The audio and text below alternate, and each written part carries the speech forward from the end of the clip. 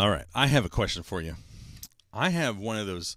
It's one of those things that we need to talk about because as a pastor or as just anybody in general that has one of those times that somebody has asked you to do anything and you just feel it inside of you that you are obligated to do it because you just feel like, I don't know, you just have to do it because you feel bad to say no. So I have a question for you.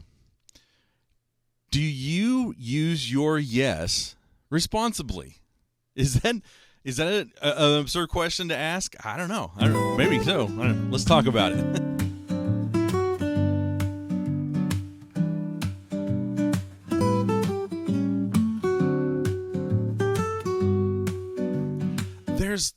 There's these passages in Matthew chapter 5. And obviously it's one of those it's the Sermon on the Mount. Beautiful passage that Jesus is trying to give to us, and it's he's giving us a select amount of wisdom, right here in Matthew chapter 5 where he's giving us that Sermon on the Mount. Love your enemies. And all of these things, do not swear, seek not, all of those, that's in Matthew 7.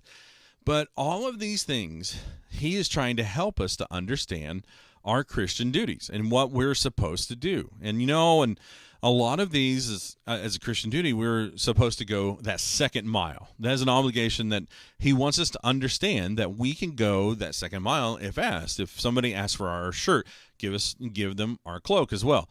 But there's a passage in here that a lot of people kind of overlook a lot of times. And we say it, but a lot of times we don't mean it. And so my question that I just asked you is, do you use your yes responsibly? Because when we don't use our yes responsibly, it can affect us. It can affect us internally. It can affect us mentally, spiritually. There's a lot of things that happen. And here's what I mean. If you are going to use your yes, you've got to use it in such a way that it is going to be effective. It's got to be effective to your church. It's got to be effective to you, and it's got to be effective for kingdom work as well. Let me explain this. So let's let Jesus explain this to you. In Matthew chapter 5, in verse 37, it says this: "But let your yes be yes, and your no, no, for whatever is more than these is from the evil one." So here it is. This is what I'm saying. If you agree to something, obviously you want to follow through with it. That's letting your yes be yes. However, whenever you go to church, he says, come with a grateful heart. Or whenever you give your offering, give with a grateful heart.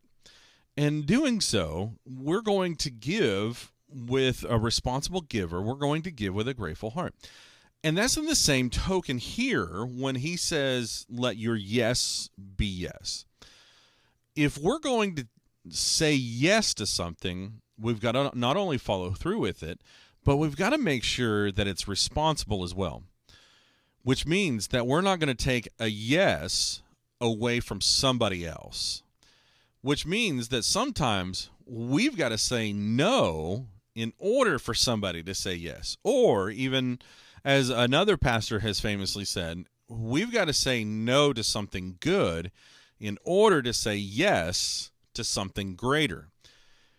There's just times, Pastor, you don't need to do children's ministry. You need to say no in order to let the Spirit move inside of somebody to let them say yes. There's times, Pastor, that you need to say no to youth ministry in order to let somebody else say yes to do that ministry. Now, it's just one of those things that pastors are notorious for saying yes to those ministries because they know deep down inside that nobody else is going to do it. Or are they? We just know that we just need to let the Lord work on somebody, and sometimes we just need to allow the Holy Spirit to affect and inspire people as they see children being invited in to the adult ministry, the prayer time on Wednesday nights, whatever it is that they're being invited to, they need to be able to see those children and be inspired to do something by the Holy Spirit. You can't take the yes away from somebody else. You've got to be responsible enough with your yes to not only follow through with it, but not to take somebody else's yes away from them. To do that kingdom work, to do that ministry, you've got to allow the Holy Spirit to convict. And in order to do so, you got to let your no be no as well. I'm going to say no, and I'm going to be patient about it as well. I can't allow Satan to move me in such a way that I'm going to be impatient. Because what are the fruit of the Spirit? It's love, joy, peace, patience, kindness, goodness, faithfulness, and self-control. We need to have such control over ourselves that we're going to be patient, that in our no, God is moving somebody else to say yes. So we're going to be responsible enough to say yes to someone else. Or we're going to say no to let somebody else say yes. Or if we say yes, it's for the benefit of the kingdom. And we're just going to let our yeses mean yes. And it's with a joyful heart, it's impactful, and it's meaningful. Or we're going to say no, and we're going to be patient.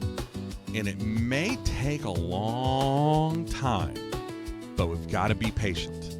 We've got to be really patient. So let your yes be yes and your no be no, and let your yes be responsible. Be responsible with your yeses, be responsible with your no's. Okay? See you guys.